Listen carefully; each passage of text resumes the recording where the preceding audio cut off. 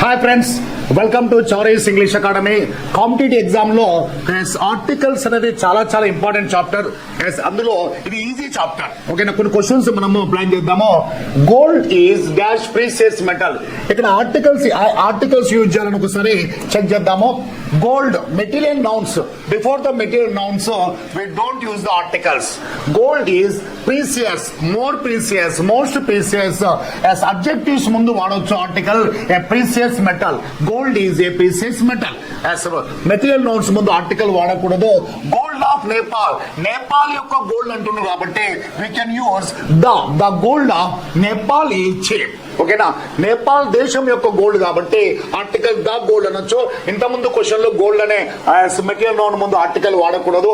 Water is everywhere, water, gold, cotton, ఈ విధంగా material nouns వచ్చినప్పుడు ఆర్టికల్ వాడకూడదు. Omission of article. నెక్స్ట్ చూద్దాం. Water is everywhere, water of this well. ఈ బావి యొక్క వాటర్ అని ఇలా స్పెసిఫిక్ చెప్పే సందర్భంలో అదే మెటీరియల్ నోన్ ముందు దాని ఆర్టికల్ వాడొచ్చు. The water of this well is fresh. I take tea every day. Tea, coffee, lunch, dinner, breakfast అనే పదాల ముందు ఆర్టికల్ వాడకూడదు. నెక్స్ట్ క్వశ్చన్ చూద్దాం.